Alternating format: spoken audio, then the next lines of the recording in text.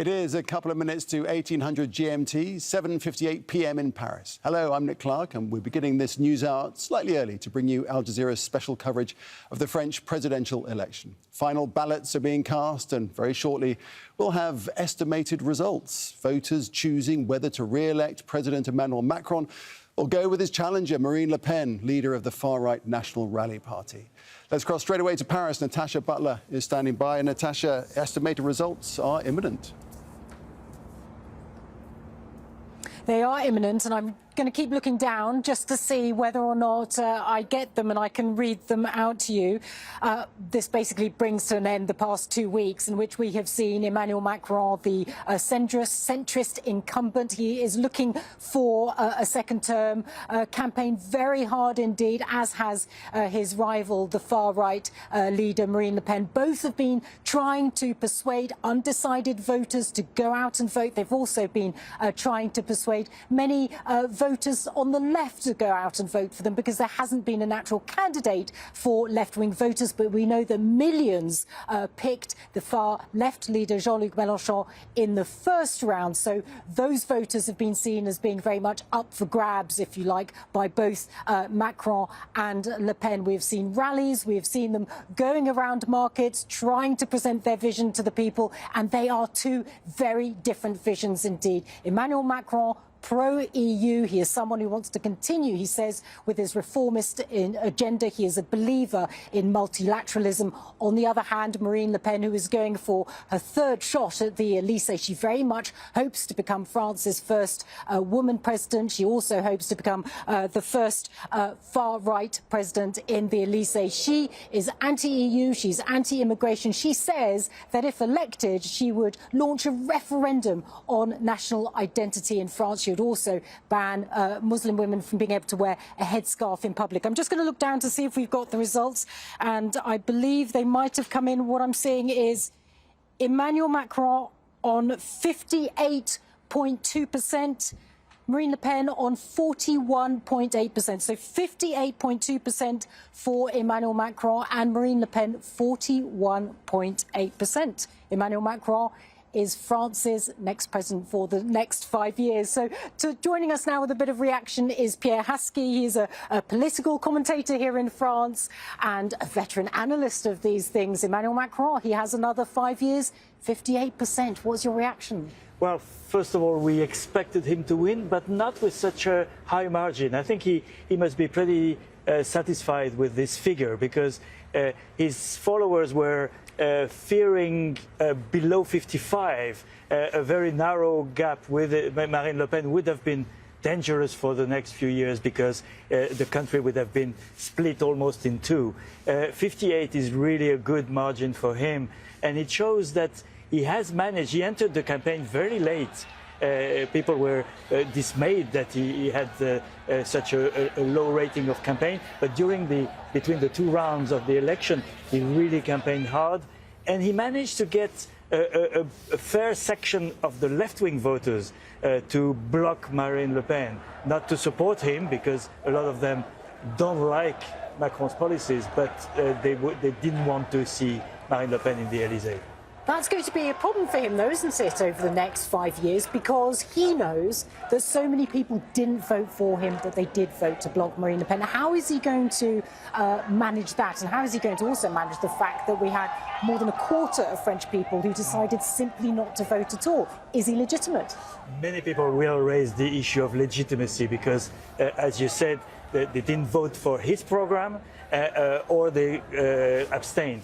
But we're going to have a test very soon. We have legislative elections for Parliament in June, only in 2 months' time, and that's going to be determining the future of France, because if Emmanuel Macron doesn't get a majority, he will have to have what we call in France cohabitation. That means living together with a government from a different majority. And we've had that in the past. François Mitterrand and Jacques Chirac had a cohabitation, and Jacques Chirac also had a cohabitation with a socialist prime minister, but that would be quite unprecedented. And for the legislative elections, you'll have to count also with Mélenchon's voters, the far left. So the game is back to the center, and we're entering a new phase of the political life that's going to be quite determining. Emmanuel Macron, he is 44 years old. He was just 39 in 2017 when he won back then. He is a young leader. He's often seen as dynamic. He's also made history in a way tonight because it's the first time that we've had a French president re-elected for 2 decades. I also imagine that there'll be quite a few people in Brussels, in the European Union, that might be breathing a sigh of relief that it is him that has won and not Marine Le Pen. Definitely. I think Europe could not afford another crisis provoked by the election of Marine Le Pen, because her program is anti-EU. It would have paralyzed the European Union. And don't forget that France is still chairing the European Union for another 2 months. So she would have been the chairwoman of the European Union next week, which would have been really very tough in this time of the Ukraine crisis. She also had in her program to leave the military wing of NATO, which was a big scare for many leaders. So Europe is definitely relieved today, not another crisis on its arms. We have to talk about Marine Le Pen, of course. This was her 3rd shot at the Elysee. She wanted to be president for a 3rd time. She has failed in this. Why do you think that she failed to capture the imagination of voters? What is it that she didn't manage to do? I think there are 2 reasons. One, first of all, we have to recognize that she did a better score than in 2017. Not as good as she might have been hoping for, but it's still an increase on her previous score. But she has 2 handicaps. One is that she's from the far right, and there's still this glass ceiling. The far right is still unable to come to power in France, and I think a majority of the people are still reluctant to let that happen. And secondly, there was this credibility gap that she failed to cover in 2017 during her debate with Emmanuel Macron. It was a big failure for her, and everybody was expecting this year's debate, which happened last week, and she didn't perform so well. She had trained, she had rehearsed, but Emmanuel Macron is a good expert on those issues. He knows every single issue by heart, and she was struggling to be at his level. And I think she still hasn't reached the level where a majority of the people would trust her. Even though she softened her image very much over the last few years, I mean, they didn't change her agenda, which, as you say, was very far right, anti-immigration, banning the veil for Muslim women in public, those sorts of things. But she did very much try to soften her image, tried to change to appeal to more people in France. Yeah. She had an advantage during the first round, is that there was a candidate that was even more extreme than her, Éric Zemmour. And he took all the light for the extreme ideas, particularly on immigration, on Islam, on those issues. And suddenly, after the second round, she was on the first row, and she couldn't manage to keep that soft image that she had built over the years. Suddenly, the most controversial issues, whether it's the veil for women, for Muslim women, or her links to Vladimir Putin, came to the forefront and were really, in the debate with Emmanuel Macron, really the toughest moments, and she didn't win that argument. What do you think about the fact that Emmanuel Macron, internationally, is often seen as a leader in a positive light? He often is praised internationally for his efforts on the international stage, diplomacy. Yet in France, so many people seem to dislike him. Now, he's won this election, of course, because some people are supporting him, some people have voted against Le Pen. Nevertheless, he has something of an image problem in France, doesn't he? He has. He's seen as arrogant, to make it in one word. There were many instances in the past 5 years during his first mandate where he had these short sentences, his attitudes towards poor people or marginal people that were seen as social arrogance. And he's seen as representative of the successful France, you know, and our society, like most Western societies today is really split in two between the insiders and outsiders. We had that in the US with Trump, we had that with Brexit in the UK, and that's the case in France. And Emmanuel Macron, maybe to the caricature, personifies this successful France that is looking down on the unsuccessful one. And that has really been hard for him to get rid of that image. And in the next 5 years, it's going to be challenging also for him, isn't it? Because he is going to want to press ahead with some reforms, some of them controversial. He wants to change the age of retirement here in France, for example. A lot of people haven't liked that. It's not necessarily going to be an easy 5 years ahead, is it? Particularly, as you say, you've got parliamentary elections coming up. He may not have a majority. What do you think we might expect in the next 5 years? He knows, I think, that he's going to have a rough 5 years. It's going to be a rough ride because his legitimacy will be questioned every time he wants to make a major choice for the country.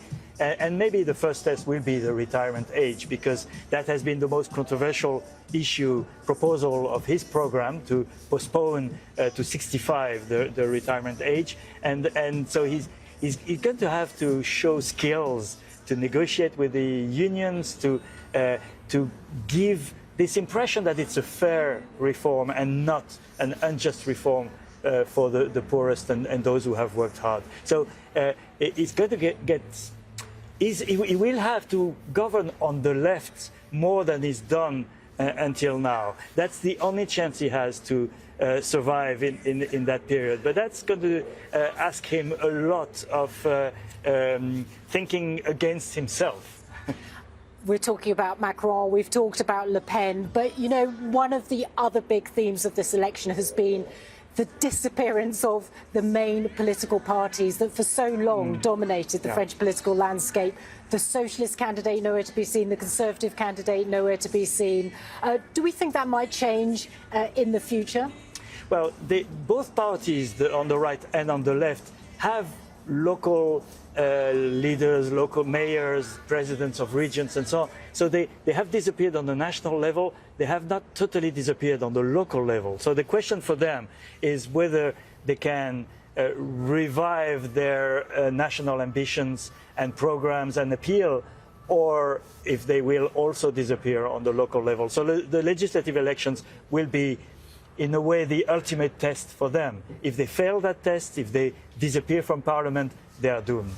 All right, Pierre Haski, thank you very much indeed for joining me to talk about those election results here in Paris. As we have told you, Emmanuel Macron, the centrist incumbent, no longer incumbent, I should say, because he is now the president of France for the next 5 years. Marine Le Pen, having lost this election, it was her third run at the Elysée, but this time it wasn't for her. The French have chosen Macron. Back to you. Natasha, fantastic. Thanks very much indeed for that from Paris. And just to recap once again, polling agencies have projected a 44-year-old President Macron winning a second term, defeating far-right rival Marine Le Pen.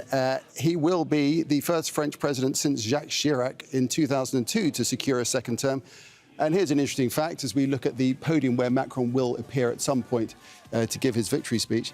The interesting fact is that Chirac was massively helped by being up against Marine Le Pen's father, Jean-Marie, whom he defeated in a landslide. And that was back in 2002. Let's bring in Al Jazeera's senior political analyst, Marwan Bashara, who joins us also from Paris. And Marwan, in the event, a decisive second round for Macron. Well, 58 is certainly better than 52 or 51, as many of the polls were expecting him to get. So certainly there's the sigh of relief in the Elysée, just like there's a sigh of relief in Europe, in the West in general. I would say in Washington, in Brussels, there's definitely a deep, deep sigh of relief that the centrist incumbent has won the elections by this sort of a margin. It is not as high as the last time around in 2017, but clearly high enough for him to claim that he has a mandate. And for the centrist parties or centrist coalitions in various capitals in Europe to claim that once again they were able to box in the radical right, well, at least until the next round of elections. Now, some would, of course, say that, well, he got 28% in the first round, 58% in the second round. That means he got more than double of what he got in the first round. And that double, that 30% extra, has come from various parties in the center-right and center-left, as well as, and especially, from the far left, from the Mélenchon crowd. And hence, I think he will be asked once again to take his mandate, not to be 100% for his own ideas and agenda, but that of those who supported him and the political parties that voiced their support for him from the very first hours of Monday, the 11th. And hence, it remains to be seen whether really President Macron will take the mandate to be a bit more inclusive, representing more and more of the French, as he sort of alluded to when he spoke about few of the controversial issues and programs that he had in mind. He starts straight away, doesn't he? So it's in that sense, as opposed to being a new incumbent, if you like, he's got a second term, so he has a difficult second mandate. There's going to be little or no grace period as he gets stuck into his agenda. Well, this is the thing, you see. I mean, on the one hand, he can claim to be a historical president, a transformative president, because this is the first time since de Gaulle back in '58 where a president with a majority in parliament is able to get a second mandate. So not only did he win the second mandate since Chirac 2002, it's the first time in 40, 50 years that a president wins a second term while having a majority. Hence, he could say, look, I'm making history here in the country. And on the other hand, if it weren't for the total collapse of the center-right and the center-left parties, the socialists and the Republicans, he wouldn't have gotten this sort of percentage. I'm just going to jump in there and because this is not just I'm just going to jump in. Marine Le Pen is just making a statement in defeat. Let's have a listen to him. Strong power, something that is different to that of Emmanuel Macron, faced with their threats to their purchasing power, public services and the social system, faced with the withdrawal, faced with insecurity of immigration and the judicial system. Indeed, I fear tonight that people will not, Emmanuel Macron will not do anything to deal with what is dividing our country and our compatriots. So to avoid this more than ever, I will pursue my work for the French people with energy, perseverance, and the affection that you know.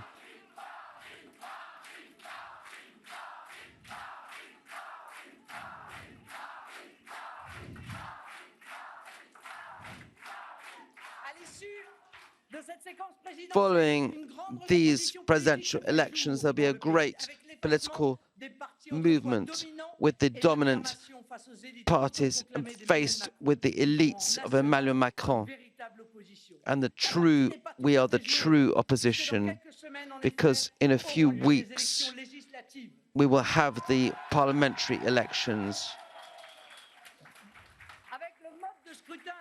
With the voting system we have, which strengthens things that they are, parliamentary representativity will show Emmanuel Macron having all the legislative and presidential power, which cannot be acceptable for France.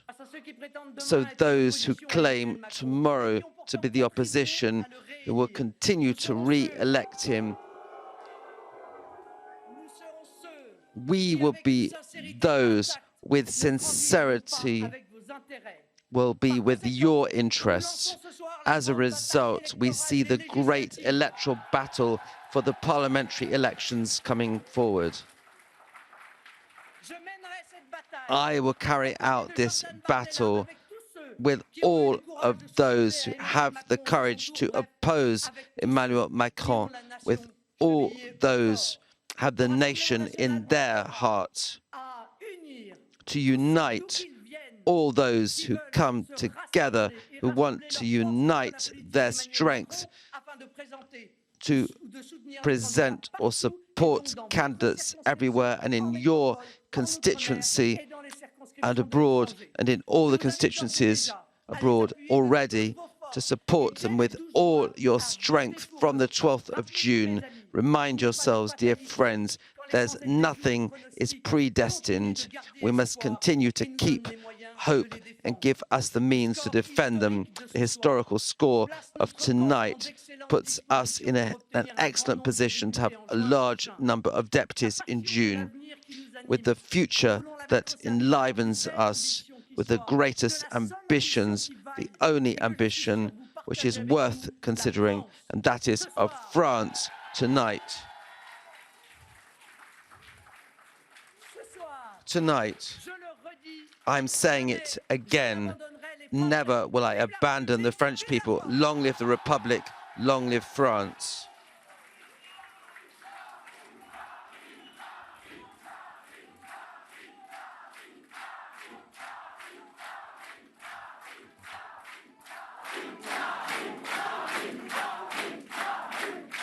Allons enfants.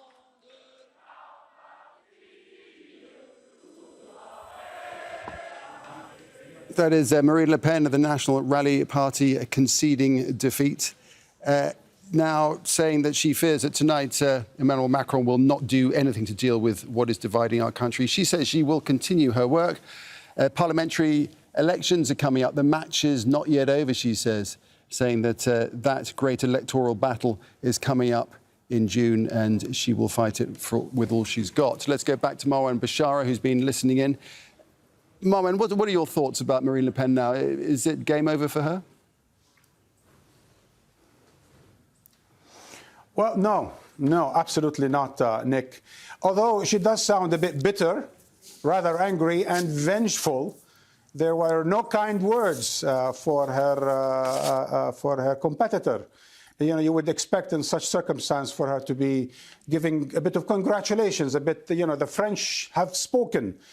And after all, she did get few percentage points more than the last time. But no, I think she is already preparing for the legislative elections. She's rallying the troops. It is a call for arms, political arms, of course, in order to organize for the legislative elections, because I think both her and those on the far left are already juxtapositioning in order to gain as much seats as possible in the legislature, in order for him to have the so-called cohabitation, in order for them to be able to rule along with the president.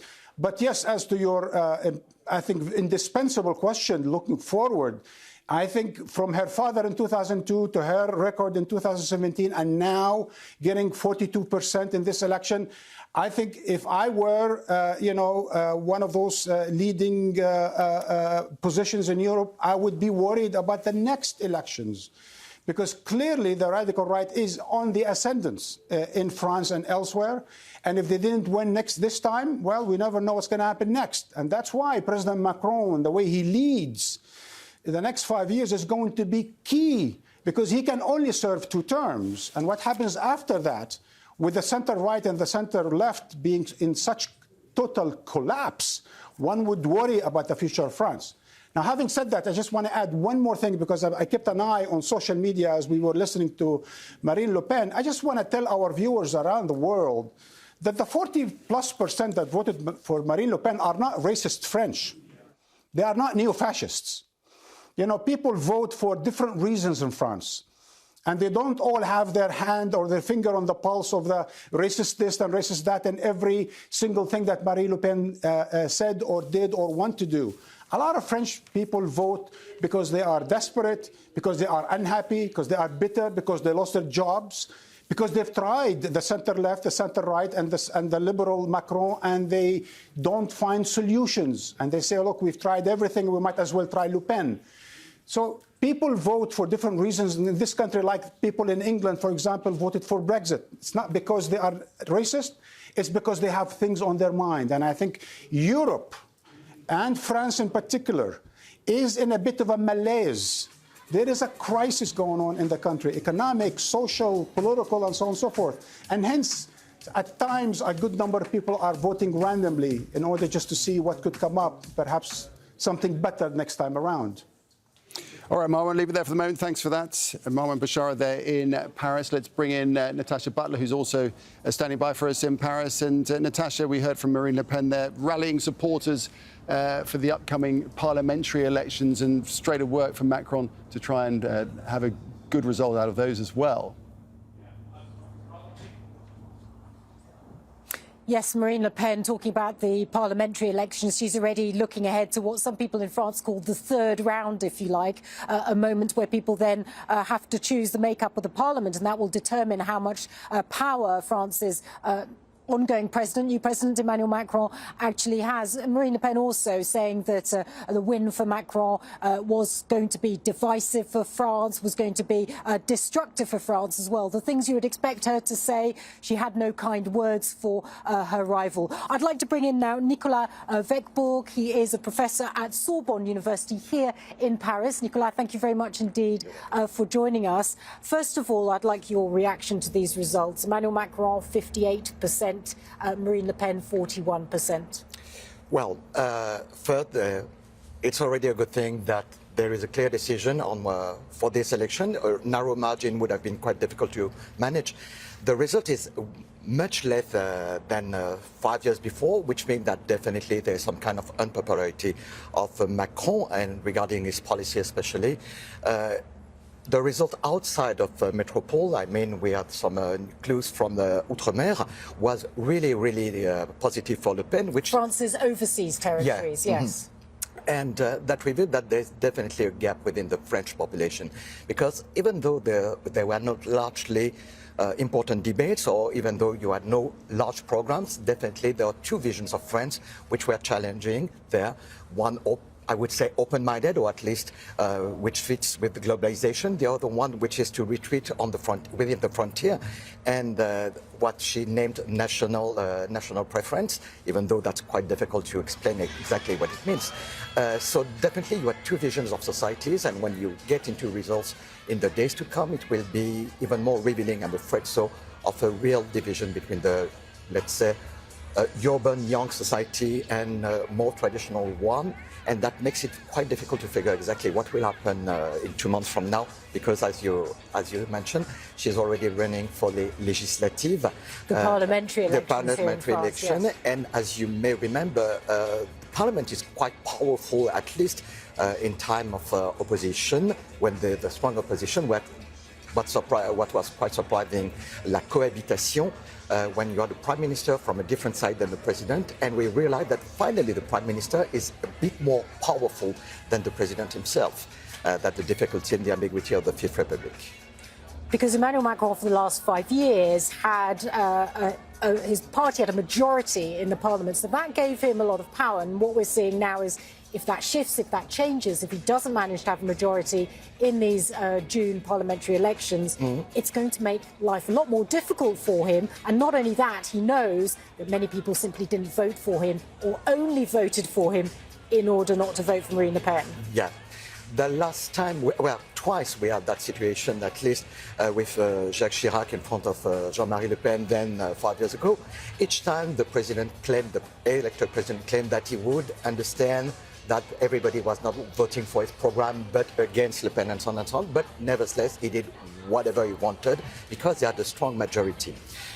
This time we have to face the situation with a party which is quite young, in fact 5 years young, which is not so much tradition, which is quite heteroclite, with people who are coming from the left, people who are coming from the civil society, other ones were quite conservative. People seem to be more unsatisfied with the current policy. Well, we'll see.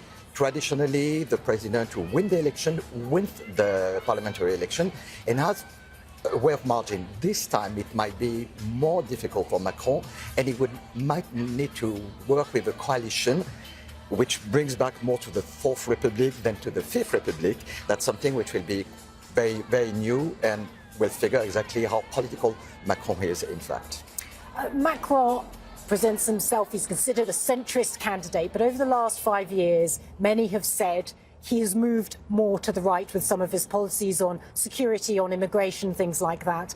He has had, though, to try and attract voters from the left over the past few weeks to vote for him in order to win this presidency. Do you think we might see a shift in some of his policy and some of his agenda to the left, to some of the issues that he's been accused of ignoring, things like social issues? That's the real question. In fact, I've been talking with students as well as with friends and colleagues over the last 2 weeks. Some were claiming that he was coming from the left, that in fact he ruled with the support of the right because he needed so, and would be more free during his second mandate, so it would maybe go back to social issues. I'm not that sure about that. His human nature doesn't seem to be that socially open, at least when you remember some of his sentences. So I wouldn't be surprised. We have the clue, officially speaking, Castex will leave his position in... The Prime Minister? Yeah, the Prime Minister, within a couple of days, and we'll know exactly what will be the philosophy of his next mandate, because he will have to choose a new Prime Minister, and then we'll have a clear indication. I figure we'll be more in the continuity than in a quiet reversal. All right, so of course there is still so much to decide. Thank you very much indeed for joining us, Nicolas Verpool from the Sorbonne University. And behind me, obviously, you can see the Eiffel Tower, of course, and that is where Emmanuel Macron is holding his celebration this evening as he goes on for another 5 years in the Elysee. Back to you. Natasha, thanks very much indeed. Natasha Butler there in Paris. Yes, indeed, projections are that in the second round of the French election, Emmanuel Macron wins 58% of the vote, Marine Le Pen 42%. Emmanuel Macron wins a second term at the Elysee Palace. More as the evening goes on, the celebrations for Macron supporters, the recriminations, and where we go from here as we approach the upcoming parliamentary elections now in France.